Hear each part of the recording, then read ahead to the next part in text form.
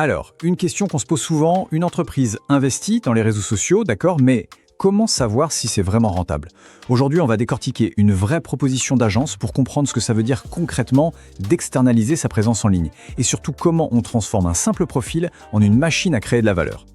Et on attaque direct avec cette idée tirée de notre document source. C'est une métaphore vraiment puissante qui change complètement la perspective. Les réseaux sociaux, ce n'est pas juste un passe-temps ou une obligation. Non, c'est une arme. Et comme n'importe quelle arme, son efficacité, elle dépend de la personne qui la manie. Du coup, la question qui suit est tout à fait logique. Si c'est une arme, ça demande une certaine expertise pour s'en servir correctement. Confier cette tâche à des pros, ce n'est plus vu comme une simple dépense, mais bien comme un choix stratégique. C'est vraiment le cœur de notre analyse. Bon, pour bien comprendre l'intérêt d'une solution, il faut d'abord bien cerner les problèmes qu'elle est censée résoudre, n'est-ce pas? Alors, plongeons dans les 3 grands défis qui poussent les entreprises à aller chercher de l'aide. Le tout premier défi, c'est celui de la crédibilité. Il ne faut pas se leurrer. À l'ère numérique, le profil sur les réseaux sociaux, c'est souvent la toute première vitrine d'une marque. Une apparence un peu amateur et hop, un client potentiel peut être refroidi en 1 seconde. Il faut inspirer confiance, et ce, dès le premier coup d'œil.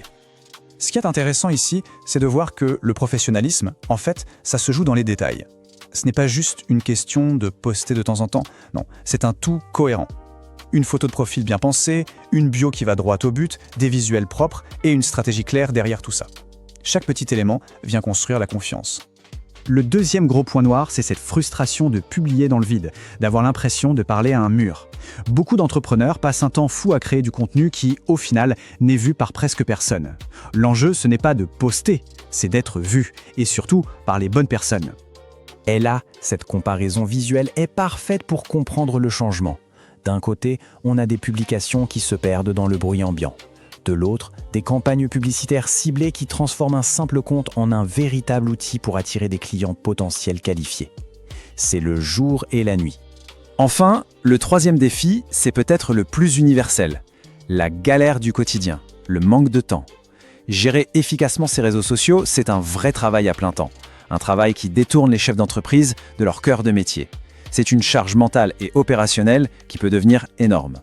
Quand on voit cette liste, on comprend tout de suite l'ampleur de la tâche. Chaque point demande du temps, de la compétence, de l'énergie. Essayer de tout faire soi-même, c'est souvent la recette parfaite pour l'épuisement, avec des résultats qui ne sont pas à la hauteur des efforts parce que pendant ce temps, le vrai business doit continuer de tourner. Bon, on a bien posé les problèmes, maintenant voyons comment une agence est censée y répondre concrètement.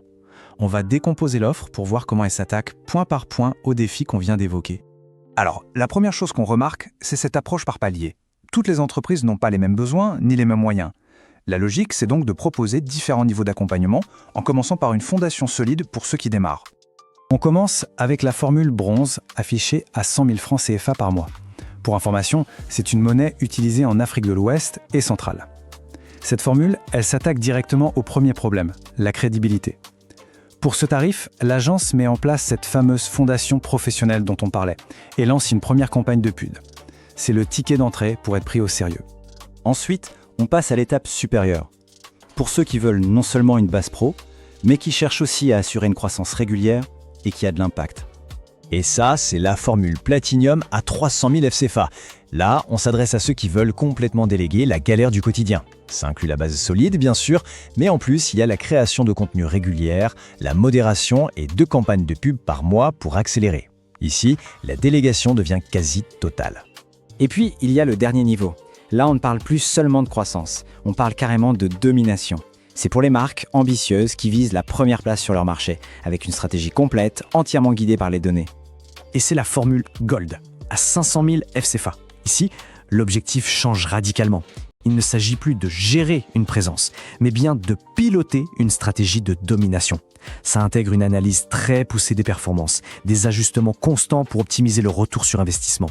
Ce n'est plus un simple service, c'est un véritable partenariat de croissance. Ok, maintenant qu'on a vu les 3 offres, le mieux c'est de les mettre les unes à côté des autres.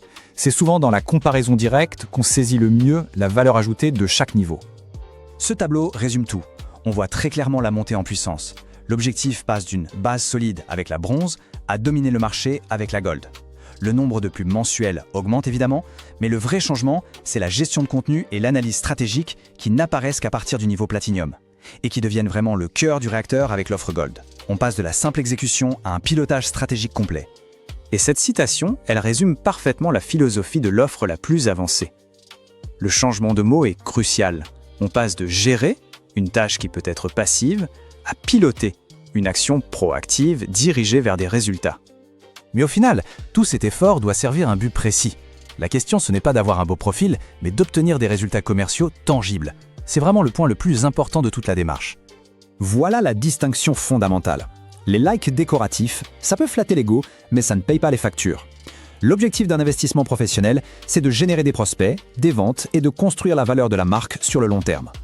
En fin de compte, tout se résume à ces vrais objectifs. Chaque action, chaque euro investi doit viser à attirer des prospects, à générer des ventes, à accroître la visibilité ou à renforcer la crédibilité. Ce sont les seules mesures de succès qui comptent vraiment. Pour conclure, on revient à notre métaphore du début. Après avoir vu tout ce qu'une approche experte peut offrir, la question se pose. Est-ce que la stratégie actuelle d'une entreprise est une arme qui la propulse, ou est-ce que c'est devenu un fardeau qui consomme du temps et de l'énergie pour très peu de résultats? C'est une réflexion qui me semble essentielle.